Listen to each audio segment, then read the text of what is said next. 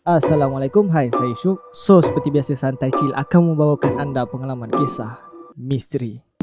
Tepat pada pukul 12 malam. And then tiba-tiba Dia pun pegang tangan orang kat belakang.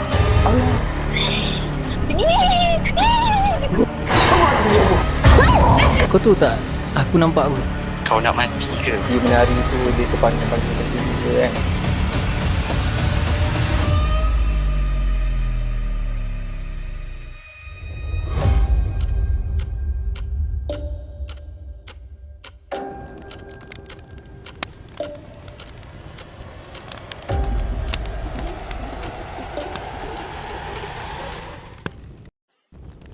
Bismillahirrahmanirrahim. وقل رب أعوذ بك من همزات الشياطين وأعوذ بك رب أن يحضرون. Dan katakanlah, wahai Tuhanku, aku berlindung kepadamu dari hasutan syaitan-syaitan, dan aku berlindung kepadamu, wahai Tuhanku, supaya syaitan-syaitan itu tidak menghampiriku. Okay guys, hari ni special dan agak lain dalam kalau kita tengok selalunya kita dalam studio dan malam selalu kita shoot. Tapi kali ni guys, kita bersama tetamu jemputan yang korang rasa mungkin korang belum tahu siapa. Dan hari ni cuaca agak kejap mendung, kejap tengah hari.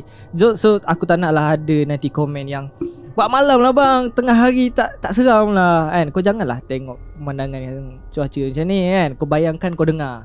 InsyaAllah kau akan dapat keseramannya tu.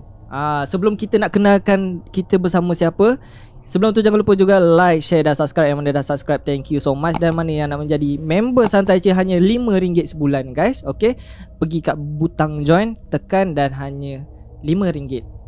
Okay, jadi mesti ramai dah tak sabar nak tahu siapa di sebelah aku ni kan. Kita suruh dia kenalkan diri dulu. Assalamualaikum, siapa di sana? Waalaikumsalam. Saya Abang Adat Bujana. Guys, rupanya inilah Abang Adat Bujana yang selama ni kita dengar hanya suara. Kali ni kita bawakan sendiri secara di depan kamera supaya kita boleh berkenalan dengan lebih mesra kan. Okey Abang Adat, kenapa kita ada kat sini Abang Adat? Selalunya malam kan. Ni kat mana ni? Sekarang ni kita berada di rumah kakak abang di Taman Tanjung Minyak Jaya. Di Melaka lah kan. Memang Abang Adat kebetulan di Melaka. Kami dapat call Abang Adat kat Melaka. Jadi kami tak sia-siakan peluang tu. Kita terus shoot cari Abang Adat sampai dapat. Kita nak dia cerita. Okey Abang Adat, sihat Alhamdulillah sihat. Syuk dengan dengan kru macam mana, sihat Alhamdulillah sihat. Jadi nanti yang mana tanya mana Hafiz, mana Azmi. Azmi di belakang kamera, dia jaga kamera. Dan Hafiz pula dia bekerja. Jadi aku seorang je lah yang orang kata boleh berada di dalam kamera sekarang. Okey Abang Adat, hari ni cerita abang cerita macam mana yang abang nak sampaikan? Hari ni cerita dia berlatar belakangkan kampung abang lah. Sebab kebanyakan orang bertanya macam mana kau boleh dapat pengalaman-pengalaman, dapat knowledge. Jadi sebenarnya salah satu daripada puncanya latar belakang kehidupan kita juga. Kan? Macam kampung abang tu, dia dibuka awal abad ke-20 lah. Dan di tengah kampung tu ada highway. Okey. Jadi satu kawasan yang baru diteroka dan baru diduduki. Kemudian tak sampai 100 tahun. Jadi biasanya kawasan yang baru diteroka ni dulunya ada penghuni lain. Dan bila manusia masuk, manusia terpaksa menyesuaikan diri dengan keadaan yang ada sebelum tu. Ya, betul. Jadi di situlah pengalaman-pengalaman yang dilalui oleh penduduk kampung, termasuk keluarga abang juga. Dan kadang-kala di halaman rumah sendiri pun kadang-kadang terserempak benda-benda yang tak sepatutnya kita lihat ni. Cuma dia tak adalah orang kata mengganggu ke ataupun apa. Tinggal lagi kita tahu itu bukannya penduduk kampung. Jadi dia penduduk yang sebelum kita duduk, dia dah duduk dulu lah tempat tu kan. Senior citizen. Senior citizen lah kan. Okey, kita nak dengarkan cerita abang yang tu. pertama. Okey, pengalaman pertama, cerita pertama ni dia bukanlah pengalaman abang sendiri, tetapi kisah yang dikongsikan oleh penduduk kampung abang dan kampung-kampung yang sekitarnya, iaitu mengenai gula-gula. Gula-gula. Jadi gula-gula ni sebenarnya antara figure yang top juga. Banyak diceritakan oleh kita punya pemanggil-pemanggil. Cuma abang tak nafikan di kampung abang pun ada. Cuma dia bermusim. Ada musim-musim tertentunya. Dan kadang-kala bila berlaku fenomena orang kata serangan sebenarnya bukanlah serangan, dia memunculkan diri pada waktu-waktu sepatutnya orang dah duduk rumah dah waktu tu, tapi orang keluar malam. Jadi balik pukul 1, pukul 2. Jadi bila nak lalu tu, nak balik tu, naik kenderaan, naik motor. Zaman tu motor lah kan. Bertembung. Waktu kita keluar dengan waktu dia keluar tu bertembung. Ya betul. Jadi antara kawasan-kawasan yang selalu orang bertembung adalah di awal terowong. Sebab kampung abang ni dia highway tu, terbahagi dua oleh highway. Jadi highway tu di atas, jadi bila kita nak lalu tu bawah tu ada terowong. So kampung abang ni dengan kampung sebelah tu ada terowong. Jadi pernah satu kali tu ada satu abang ni, dia keluar daripada rumah and then dia balik lewat malam. Jadi bila dia nak masuk terowong tu, gula-gula tu melintang baring dekat terowong tu. Jadi dia patah balik, dia pergi terowong kampung lagi sebelah tu. Benda yang sama tunggu dia dekat situ. Benda yang sama tunggu dekat situ. So dia kata, ni macam nak bergurau ni. Dia kata kan, tinggal lagi mungkin lah orang dulu-dulu ni, dia mungkin ada turun-turunkan petua dan ilmu kepada generasi-generasi yang kemudian dia. Jadi apa yang abang tu buat, dia baca 3 kul, dia pergi dekat kepala gula-gula tu. Dia turun motor ke? Dia turun motor. Dia pergi dekat kepala gula-gula tu, dia alihkan kepala tu supaya motosikal dia boleh lalu. Okey. Ya, sebab dia mungkin kali pertama dia nampak dia terperanjat. Bila kali kedua tu bila muncul lah, dia rasa dah macam ini macam nak bergurau ni katanya kan, sebab kau halang laluan aku yang awal, aku pergi laluan lain, kau muncul juga di situ. Jadi dia kata tak nak dia terpaksa lah ambil tindakan sendiri. Dia pergi turun daripada motosikal dia alihkan kepala gula-gula tu dan dia lalu. Dan pemuda yang mengalami situasi itu sebenarnya bukan calang-calang orang dalam kampung tu. Orang pun kenal dia. Waktu malam memang dia antara orang yang selalu keluar explore kampung, malam-malam jalan-jalan. Jadi mungkin waktu orang tengah kecoh-kecoh tu, dia nak tahu juga. Jadi dia keluar bertembung akhirnya. Dan ada satu kes pula, gula-gula ni dia macam bagi tahu ada orang nak meninggal dalam kampung tu. Contohnya ada satu kejadian tu pada tahun awal 80-an. Ada seorang penduduk kampung ni, dia sakit teruk. Kemudian orang datang menziarah lah. Jadi salah seorang yang datang menziarah tu kebetulan rumahnya jauh daripada rumah orang yang sakit tu. Jadi bila dia nak balik, kebetulan dia nak balik tu lalu tanah perkuburan. Biasa kita tengok tanah perkuburan ni kadang ada pondok tempat nak letak keranda mayat tu kan. So dia lalu dekat situ, dia dengan cucu dia lah, dia 2 orang. Dia nampak ada satu kelibat gula-gula berdiri dekat situ. Tinggal lagi dia tak ada pilihan, dia kena lalu juga. Orang tua ni kebetulannya bidan. Di bidan orang dulu ni dia banyak ilmu jugalah diturunkan pada dia kan. Jadi mungkin dah diberitahu ini bukannya gangguan tapi macam pemberitahuan, notification. Kan. Jadi bila dia lalu dekat gula-gula tu, gula tu diam je, tunduk gula-gula tu. And then bila dia pergi toleh dekat gula tu, tahu apa yang dia nampak? Muka orang yang sakit tu. Muka orang yang sakit tu. And then keesokannya dapat berita orang tu meninggal dunia. Maknanya dia macam bagi petanda, bagi tahu ada orang nak meninggal dalam kampung tu. Jadi dia bukan semata-mata gangguan sebenarnya. Kadang-kala dia memberitahu kita supaya bersiap sedia ada kematian yang akan berlaku dekat kampung tu. Jadi itulah sedikit fenomena gula-gula dekat kampung abang ni. Jadi macam abang cakap, dia bukan calang-calang orang kan. Adakah dia ni juga seorang yang mengamalkan, orang kata ustaz ke, ataupun yang kuat agama ke? Ada di kalangan mereka tu belajar silat. Dan dulu-dulu yang mengajar silat ustaz dulu-dulu. Betul? dia bagi ilmu agama sekali. Kemudian di kalangan orang dulu-dulu dia yang kalau nak menyambut kelahiran ni dia memang ada bidan tukang urut dekat kampung tu. Jadi biasanya orang yang buat kerja-kerja macam ni dia diajar sedikit amalan petua kan, kalau berdepan dengan keadaan-keadaan yang agak mencari adat bukan seperti kebiasaannya, sudah diajar macam mana nak berdepan dengan keadaan tu. Itu orang dulu-dulu punya tahap keilmuan dia. Tapi selalu kejadian ni berlaku memang belah malam lah, tak ada yang petang ataupun pagi. Kadang-kadang kalau belah pagi ataupun petang biasanya di kebun. Di kebun. Di kebun. Benda yang sama. Kelompok lain pula. Kelompok lain. Kita dengar, kita bau masakan dia.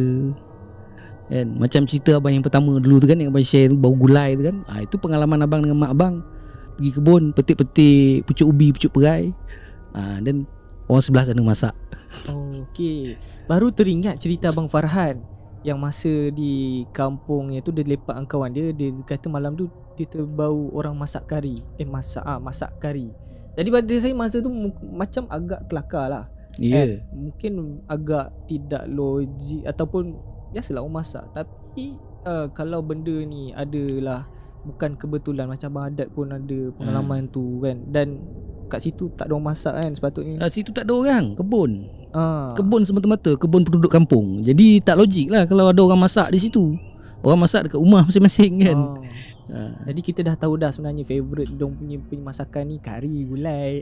Dah kantoi dah kat situ. Jadi mungkin juga ni adalah sebabkan perubahan masa. Contohlah macam abang cakap, kita sepatutnya malam di rumah beristirahat kan. Waktu aktifnya di alam sebelah sana tu memang waktu malam. Orang kata selepas senja merah kan, malam. Ya. Jadi bila manusia ni pula aktif pula masa di sebelah sana tu, jadi sebab itulah berlaku pertembungan. ya betul. Agak logik. Dia pun tak nak jumpa kita sebenarnya. Kan. Tapi sebab kita ni aktif sangat, Kita dah melanggar tabi'i manusia lah sebenarnya. Jadi guys, kepada korang yang suka sampai lewat malam tu melepak 2-3 pagi nak balik sorang-sorang tu, hati-hatilah. Orang kata biarlah ada sedikit amalan kan, bacalah doa nak balik rumah tu, nak masuk rumah pun ada doanya. Okey bang, mungkin ada cerita yang kedua. Okey, cerita yang kedua ni berkait dengan aktiviti penduduk kampung. Okey, latar belakang kampung abang ni dia berdekatan dengan bukit. So daripada kampung abang tu, bukit orang kata kompleks perbukitan yang ada di situ boleh melepasi mukim lain. Contoh kalau dekat bukit kampung abang tu dekat Labu, dia punya bukit tu kalau kita lalu naik 2-3 lapis bukit tu boleh keluar ke kawasan Mantin. Jadi kawasan yang macam tu jadi favourite orang berburu. Antara favourite orang berburu adalah landak. Dia orang ni kebanyakannya menggunakan senapan rela kan, jadi ada kebenaran lah sebenarnya, tapi disalahgunakan lah kalau ikutkan kan. Sebenarnya untuk tujuan keselamatan, tetapi digunakan untuk berburu. Jadi ada satu dia ada grup nak pergi memburu ni. Dia orang ni panggil menyuluh. Sebab apa? Dia nak suluh landak, gua landak tu. So dia panggil aktiviti tu menyuluh. Dia sebenarnya dia nak sampai dekat kawasan tu sebelum subuh, ke gua landak tu. And then bila landak tu keluar, baru dia akan tembak kan. Jadi dalam perjalanan dia orang nak keluar ni, dia orang ni keluar pukul 2-3 pagi tau. 2-3 pagi, bayangkan 2-3 pagi masuk dalam hutan, naik panjat bukit. Dan dia orang ni kebanyakannya kalau berjalan waktu malam dia orang tak buka lampu. Memang itu petua dia, tak buka lampu. Sebab dia kata biar sesuai keadaan tu dengan nature kita. Kalau kita pasang lampu, penghuni dekat hutan tu tahu kan kita ni orang asing yang datang, sebab tabiatnya lain. Jadi dinasihatkan jangan pasang lampu. Dan kemudian berjalan. Katakanlah nak sampai bukit yang ketiga, nak sampai ke puncak yang ketiga, kemudian turun. Dekat nak sampai puncak tu, tiba-tiba terdengar bunyi kenderaan. Bunyi kereta. Orang bawa kereta. Kemudian kereta tu berhenti. Kemudian dengar orang tutup pintu kereta, and then keluarkan kunci rumah, buka pintu rumah, and then masuk dalam rumah. Kemudian dengar dia pasang radio. Jadi kelompok yang berada dalam rombongan menyuluh ni, Dia orang kata mana ada rumah dekat sini. Jadi kebanyakan orang menyuluh ni dia akan bawa orang-orang yang otai-otai ni lah, yang ada pengetahuan, ada pengalaman. So bila dia refer pada orang yang otai ada dalam rombongan tu, dia kata dia nak bagi tahu itu teritori dia orang. Maknanya dia tak bagi orang tu memburu pada malam tu. So dia bagi signal dengan membunyikan kenderaan, dengan membunyikan seolah-olah ada manusia tinggal di situ. Sebenarnya kelompok dia orang lah yang tinggal di situ. Faham? Jadi banyak orang yang tak tahu. Kadang-kala makhluk yang jin orang kata bunian ni, ada kelompoknya lebih moden daripada kita sebenarnya. Oh. Macam dekat Tanjung Malim tempat kita belajar tu, Prof Zahrul tu pernah cakap. Dia kata Tanjung Malim tu baru ada satu flyover, alam sana 8 dia kata. Itu bekas dekan yang cerita dengan abang tu. Dia kata kita jangan ingat dia orang tu yang kau nampak tu kat kampung kata. Yang kau nampak pakai baju Melayu, pakai apa tu kampung kata. Kau tak tahu dia punya urban masyarakat urban dia lain dia kata. Tu salah satu contoh lah. Atas bukit boleh dengar bunyi kenderaan. Tak logik kan. Tapi apa yang dipahami ketika itu adalah ini kawasan dia orang tak benarkan berburu pada malam tu. Jadi akhirnya dia orang cancel rombongan berburu tu, balik ke kampung. Jadi viral lah cerita tu di kalangan golongan-golongan yang suka berburu ni. Jadi dia orang ni berkabung lah. Tak buat lah selama 3 bulan je, lepas tu buat balik. Oh. Tempat yang sama ke bukan? Dia biasa akan pergi tempat yang sama. Sebab tempat yang banyak gua-gua yang banyak landak ni terhad tempat dia. So dia akan pergi pada tempat-tempat yang hotspot tu lah. Faham? Okey, saya tertarik dengan abang cakap di alam bunian ni ada yang lebih moden dari kita. Lebih moden. Jadi abang ada penjelasan tentang tu. Okey, penjelasannya kita tahu kalau dalam ayat Quran disebutkan tidak Allah jadikan jin dan manusia. Dia sebut jin dulu. Mana jin dia adalah tinggal di bumi lebih awal pada manusia. Dan dia adalah bermasyarakat lebih awal pada manusia. Dan dikatakan manusia ni dihantar kerana jin-jin telah melakukan kerosakan. Macam mana kerosakan yang berlaku tu? Kita tak tahu. Peperangan kan? Manusia ni bila dia dah maju, dia akan mula bersaing. Sebab itu berlakunya pertelingkahan dan peperangan. Begitu juga dengan masyarakat jin. Jadi sebab itulah dikatakan peradaban manusia ni sebenarnya baru sangat berbanding dengan mereka. Mereka lebih awal. Bahkan dalam satu kajian dikatakan di India telah dijumpai satu bekas reaktor nuklear yang berusia jutaan tahun. Jadi teknologi nuklear yang manusia tengah heboh-heboh sekarang ni, di alam dia orang tu dah berjuta tahun dah musnah dah pun. Manusia nak bangunkan balik. Maknanya kita meniru apa yang dia orang buat sebenarnya. Okey. Agak jelas di situ dan kita pun ada reference yang ditulis sendiri di dalam sebab dia timeline. Sejarah akan berulang, teknologi pun akan berulang sebenarnya. Lagi satu bang, tadi abang ada nyatakan bahawa di Tanjung Malim lah ataupun Mualim sekarang kan, profesor abang ada cakap kat alam dia kat situ dah ada 8. Jadi ada ke cerita berkenaan yang dia jelaskan macam mana dia tahu dah ada 8 flyover sana? Sebab masa dia orang nak mula-mula nak naik tarafkan opsi tu sebagai daripada maktab perguruan ataupun kolej perguruan kepada universiti.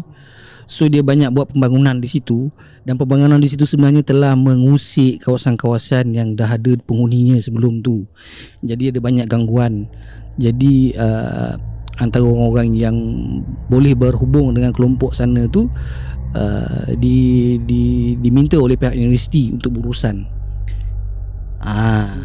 Sebenarnya itu latar belakang cerita dia. Sebab itu yang Prof Abang ceritakan.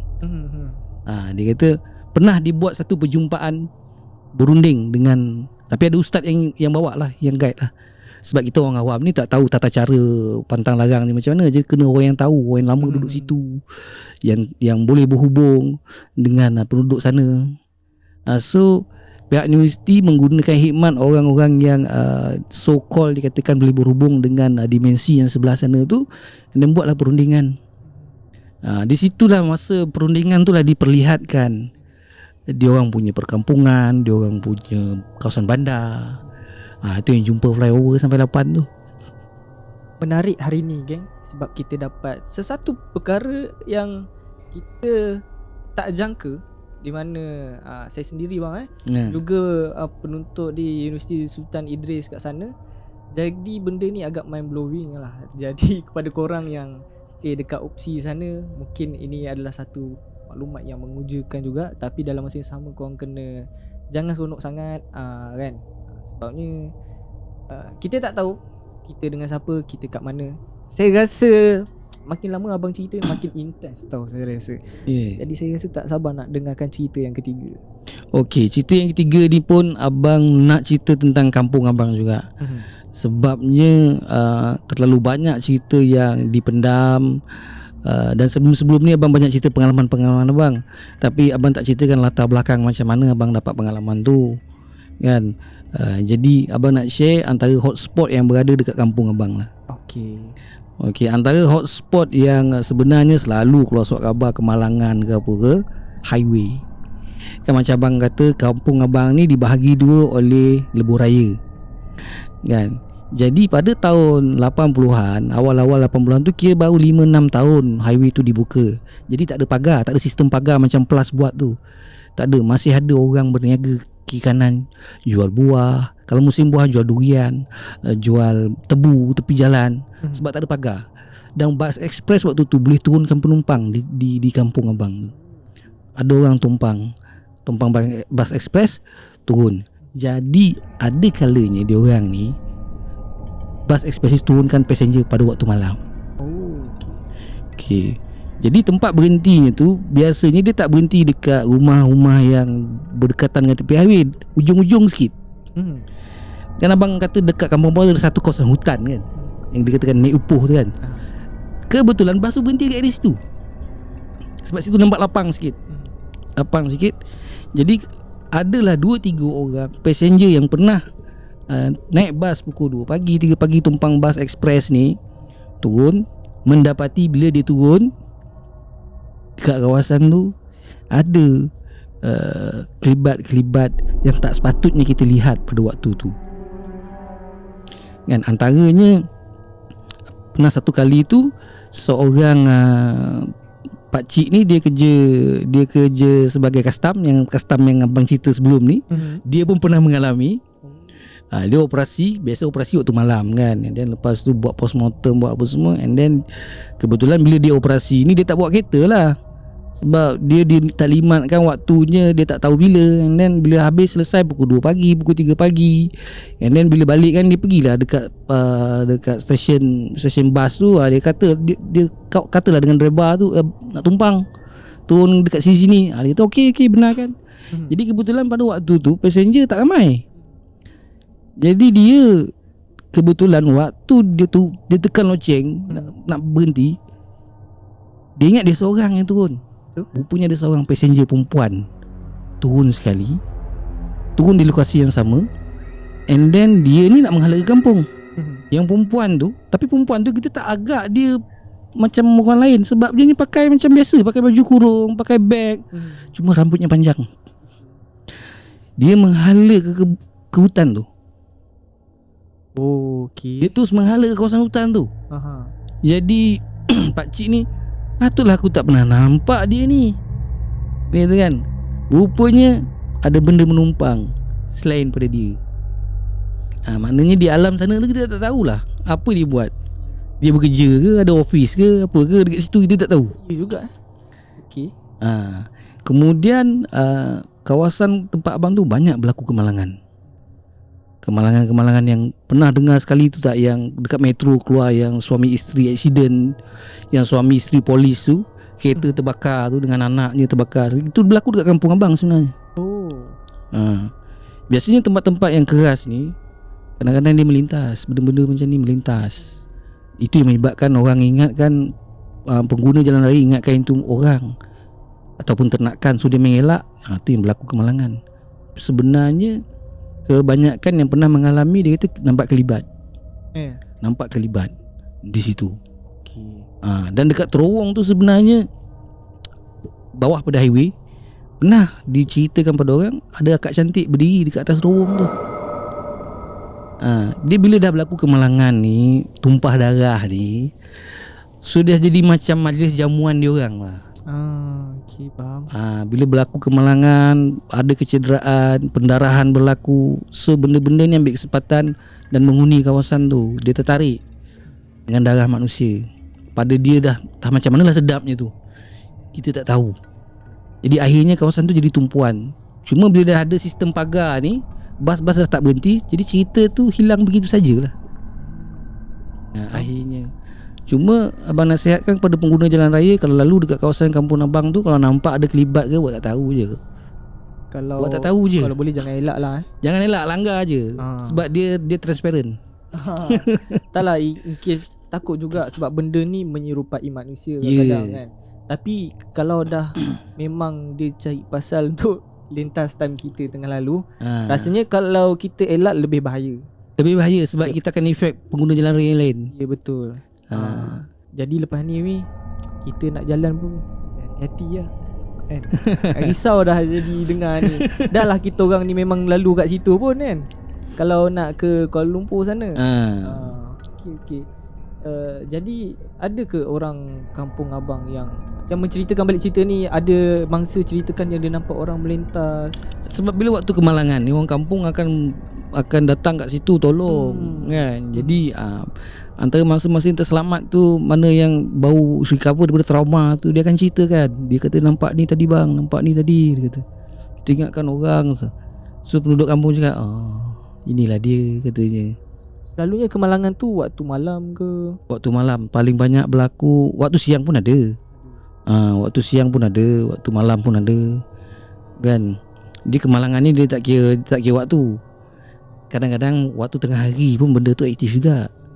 Orang kata waktu matahari gembang kan. Kadang kalau kat highway waktu tu, kalau jalan sibuk mesti ada kemalangan. Sebab dia waktu tu pula dia nak beraktiviti pula. Jadi orang yang nampak tu ingatkan kelibat manusia, tapi sebenarnya bukan. So berlakulah kemalangan. Okay. Hari ni kita macam-macam dapat info guys. Kat mana tempat hotspot dia kan. Jadi kita pun boleh aware dengan benda ni. Tapi macam hari ni saya ada terfikir lah kan. Yang buat lagi satu ni, dia macam kita juga. Keluar, rasanya dia pun keluar bekerja. Cari rezeki juga. Dia cari rezeki juga kan. Sebab dia pun kalau kita tengok story dia ni masak, tumpang kenderaan, tapi dalam masa sama sebenarnya dia tak mengganggu sangat pun. Dia tak mengganggu sebenarnya. Kalau ikutkan dia tak mengganggu. Tinggal lagi kadang-kala kita ni pergi masuk kawasan dia tanpa kita sedar. Betul. And then jadi tetamu lah. Itu pasal orang tertentu je yang masuk ke situ kan. Bukan semua orang. Dan tanda-tanda yang dia bagi tu pun secara, bagi saya cara baik kan. Bagi dengar supaya diorang ni faham. Bukan cara dengan sorokkan kawan ke. Tak. Walaupun ada certain case yang macam tu, mungkin yalah dia pun rasanya sama jugalah macam manusia kita ni, hati pun masing-masing lain-lain. Ya. Mungkin ada yang okey, ada yang tak okey kan. Jadi macam itulah ceritanya. Maksudnya kat sini rasanya kita pun kena hormat sesama makhluk bang. Ya betul. Kita tak boleh mencabar satu sama lain. Lagi satu ada adab sesama makhluk ni. Betul. Sebenarnya. Jadi kita pun tak adalah buat kaum kat alam sebelah sana tu rasa tak puas hati sampai kena buat perjanjian apa semua pula kan. Itu biasanya bila kita meneroka kawasan yang baru, kena berdepan dengan kemungkinan-kemungkinan yang macam tu. Walaupun tanah tu atas geran nama kita, itu atas kertas. Betul. Tapi secara alaminya mungkin tidak kan. Mungkin ada makhluk lain dah duduk situ. Dia dah ada geran lain kot. Even rumah kita sendiri pun. Kalau kita perasan tinggal lagi, dia tak mengganggu. Okey, terima kasih Abang Adat. Hari ni 3 cerita yang saya rasa agak teruja lah. Tiga-tiga tu rasa sangat intens. Tapi yang dekat Tanjung Malim ada 8 jambatan tu, saya boleh bayangkan tau. Tanjung Malim macam mana ada 8 jambatan. Maksudnya alam sana memang dah jauh lagi maju. Jauh lagi maju daripada yang kita alam nyata ni. Bagi abang ni mungkin ada yang tak percaya, mungkin ada yang skeptikal. Tapi kalau kita baca timeline kita dengan dia orang, dia orang lebih awal daripada kita. Betul. Pada kita yang baru nak poyo-poyo dengan teknologi ni, dia orang dah lama dah. Saya pun bila abang cerita tu pasal timeline tu semua agak mind blowing. Benda ni tak mustahil. Dan memang boleh jadilah. Dan saya percayalah bila dinyatakan cerita pada pihak dia cuba bincang alam kita dengan baik lah. Jadi benda tu saya rasa satu pengalaman yang pada saya agak full. Lepas ni rasa nak pergi Tanjung Malim lah. Nak cuba check. Nak cuba check. Boleh nampak tak? Yelah kadang-kadang saya ni pun ada rasa teringin untuk nampak benda ni. Tapi ada masa lah, ada masa. Ada masa, keinginan tu ada. Cuma kadang-kadang bila kita fikirkan, adakah kita mampu? Yep, betul. Itulah persoalan dia. Baru-baru ni pun saya kat studio ternampak. Macam tu lah. Tapi bila ternampak menyesal pula. Macam tu lah. So better lah rasa macam tak apalah, tak nampak tak apa. Tapi jambatan tu kalau boleh nak nampak. Itu abang boleh namakan Prof tu, Prof Zaharul. Antara bekas dekan Fakulti Muzik. Dia pernah cerita waktu kuliah lah. Jadi bila orang yang capable-nya besar bercerita macam tu, dia bukannya jual cerita. Betul. Bukan calang-calang. Bukan calang-calang orang. Dia pernah share benda tu dengan kami. Okay, terima kasih Abang Adat sebab sudi berkongsi dengan Santai Chill. Hari ni pula special kita kat luar macam ni kan. Kita memang tengah cari pemanggil-pemanggil yang sudi. Kita nak cerita server depan. Kebetulan Abang Adat ada, memang satu penghormatan yang kita orang rasa besar. Kita berbesar hati dengan cerita abang. Jadi sebelum tu mungkin abang ada kata-kata nak sampaikan pada subscriber Santai Chill. Pada subscriber Santai Chill, calling lah kalau ada perkara, kalau ada pengalaman yang nak dikongsikan pada pemanggil-pemanggil. Siap sedialah menunggu undangan daripada Syuk. Pastikan hospitality-nya terbaik, supaya dia orang selesa untuk record. Pada virus-virus, haters, it's okay. Itu bukan masalah kami. Itu masalah korang sebenarnya. Bukan masalah kami, tapi kami doakan semua orang dilindungi oleh Allah Subhanahu Wa Taala dan berada dalam keadaan yang baik, insya-Allah. Okay guys, seperti biasa jangan lupa like, share dan subscribe. Subscribe, thank you so much. Kalau ada cerita nak datang kat studio kami, just calling. Okay, jumpa lagi pada minggu akan datang. Assalamualaikum.